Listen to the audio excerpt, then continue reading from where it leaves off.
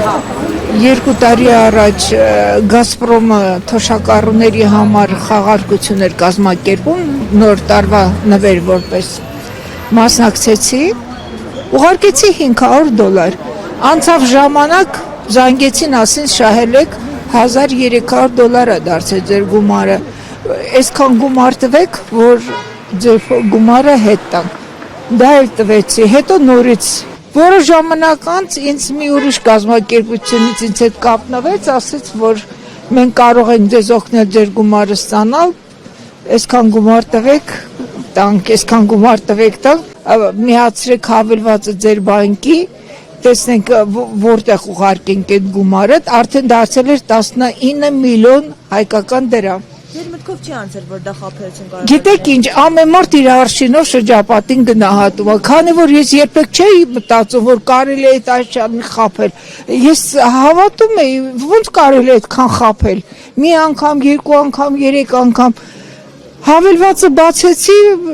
ուղիղ իրանց հետ։ Տեսամ, որ հավելվածում գումար ունեմ։ Բանկի հավելվածը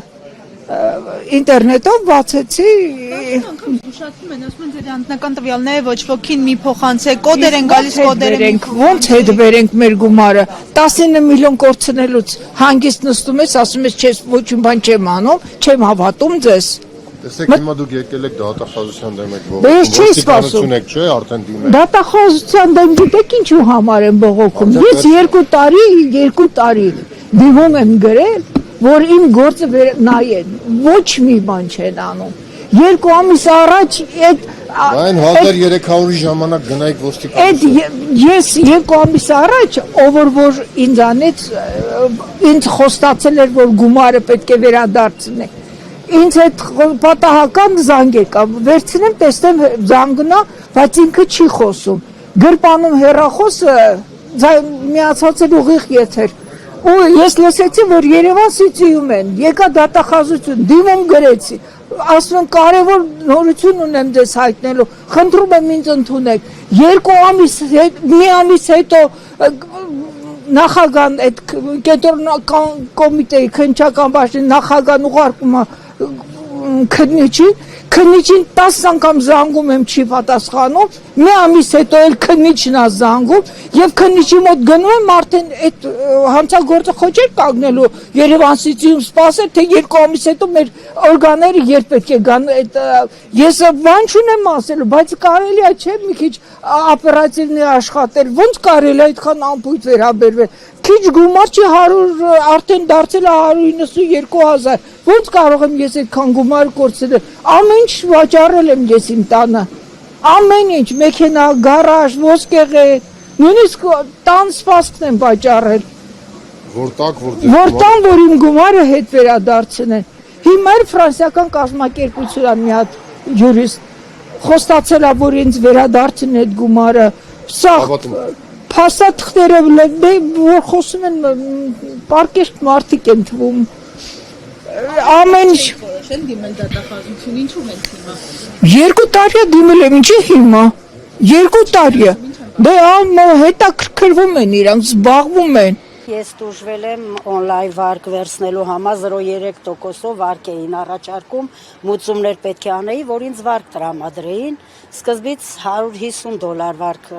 մուծում ասեցին, հետո $800, հետո 1000, 1200, մի խոսքով $5000 ես մուծումներ արեցի, բայց այդ վարկը տենց էլ ոչ տրամադրվեց, ոչ էլ տեղ հասա։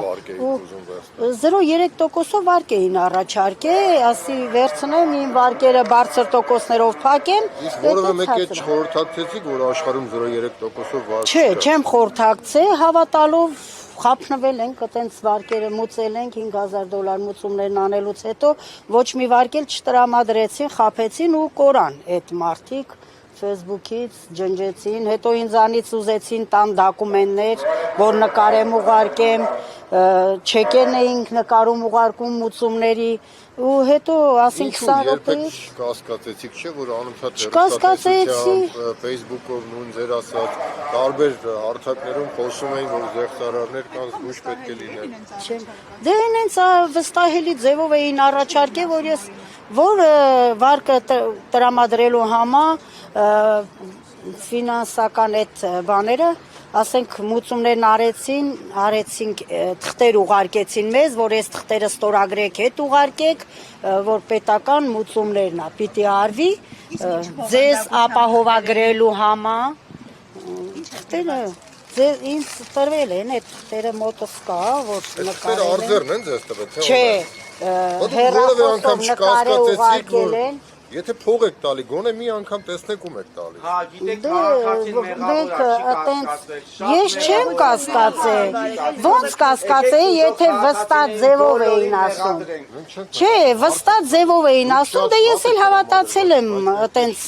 որ պիտի անպայման այդ վարկը ստացվի։ Կարդացել ենք։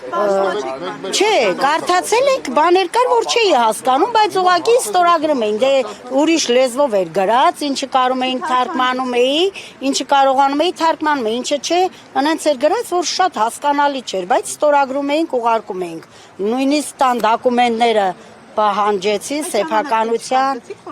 Չէ, դե որ կարծեի հենա չէի էլի անեի, դե չեմ վստահ։ Հարազատներ, որ էլի խաբեության զոհ են դարձել, որոնք կարող էին ձեզ հուշել, որ Ունեինք, բայց իրանք էլ մեզի մի հատ աղջիկ կար Կիրովականից, ասեց ես վերցրել եմ հաստատ այդի $20,000 ստացել եմ, տուն եմ առել, Երևի իրանցից էր էլի, որ մեզ խաբեց, հետո կանչեցին, մենք ոստիկանություն էլ դիմեցինք, ԱԱՑ էլ դիմեցինք, այդ աղջկան ճարեցին, բերեցին Կիրովականից, ով որ մեզ համոզել էր, որ հաստատ է, այդ վարկը տրամադրվում է, ես $20,000 վերցրել եմ, տուն եմ առել։ Բերեցին, երես բերես, ասես չէ, ես չեմ արել, ասի դու չես SS մարդ SS հայրախոսը համարով, որ մեզի ասիր, հա, տիկին ազնիվ, անպայման իրանք չեն խափում, տրամադրում են, ես ստացել եմ, այ դրան էլ համոզվելով, որ իրոք ստացել են, հայ են, չեն խափի, մենք էլ այտենց խափնվեցինք, մուծումներն արեցինք։ Ու իրանք անհայտացան Facebook-ից, Կորան, որ 20 րոպե հետո պիտի ես այդ վարկը իբր ստանայի։ Ու խափեցին, այտենց էլ ոչ մի վարկ տվեցին։ 8 միլիոն, ես մուծումներն արել եմ $5,000, 2,5 միլիոն մուծում եմ արել։ Մենք ստացել ենք բազմաթիվ ահազանգեր, հատկապես այս Hello-Bit-ի, հա, այսպես կոչված պայթունից հետո, բազմաթիվ ահազանգեր ենք ստացել, որ քաղաքացիները դիմում են պատկան մարմիններին, այսինքն ոստիկանության ներքին գործերի նախարարությանը եւ չեն արժանանում պատշաճ վերաբերմունքի, ֆինանսական ուժեր եւ կորուստներ գրած քաղաքացուն մեղադրում են, որ դարձել են քաղաքացիները զեղծարության զոհ, հետեւյալ կերպով, որ ուրիշներին տվել եք ձեր գումարները, հիմա եկել մեզանից եք պահանջում։ Սա ոչ օրինաչափ մոտեցում է կամ ուր է ձեր գլուխը, որ դուք գումարներ եք փոխանցում, սա իհարկե ոչ օրինաչափ մոտեցում է, տուժել են 17,000 եւ ավելի 18 մինչեւ 20,000-ի են հասնում տուժող քաղաքացիները։ Ուր են, ինչի չեն կանխում այդ հանցագործությունները։ Պատկան մարմիններ են, ես ընդհանուր թիվն եմ ասում, նաեւ Hello-Bit-ից, Hello-Bit-ը ներառյալ, Hello-Bit-ը ստանդարտ կիբերհանցագործություն է։ Բա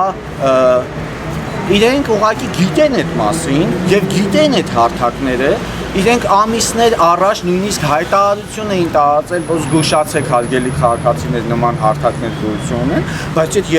հարթակները գործում են ակտիվորեն քո երկրում եւ դուք պետքա կանխարգել էիք։ Կարելի կլիներ, երբ որ տուժեին 17 հոգի եւ այդ հարթակը ասենք օրինակ փակվեց։ Կարելի է, չէ՞, ինտերնետային այս կամ այն կայքը Հայաստանի Հանրապետության սահմաններում դարձնել ուղղակի անհասանելի։ Այդ ժամանակ այո, տուժած կլինեին 17 հոգի, 170 հոգի, լավ 1700 հոգի, բայց 17,000, 20,000 ներողություն։ Նախադրյալներ կա, որ նման հանցագործություն են բացահայտել իրավապահները։ Ցավոք սրտի ոչ։ Մենք այսքան ուսումնասիրում ենք, մենք այստեղ քաղաքացիներ ունենք, որ ենթադրենք գումարները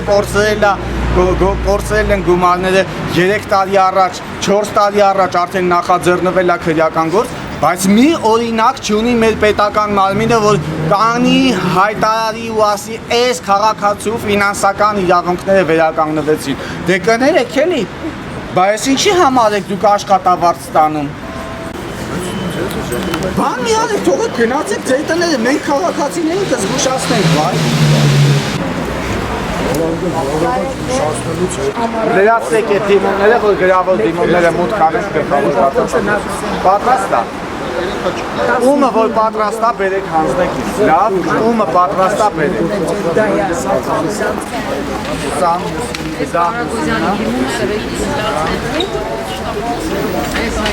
Լավ։ Կարագոզյանի դիմումը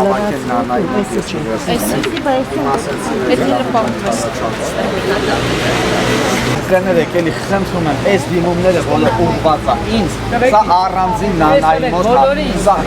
սա քո մոտ թող հավաքվի, սրանք իմ մոտ, հանցագործության մասին հաղորդները, Ձեր դիմումը, այո։ Էսի հանցագործության մասին հաղորդում է, չէ։ Այդ առանձին ֆայլերը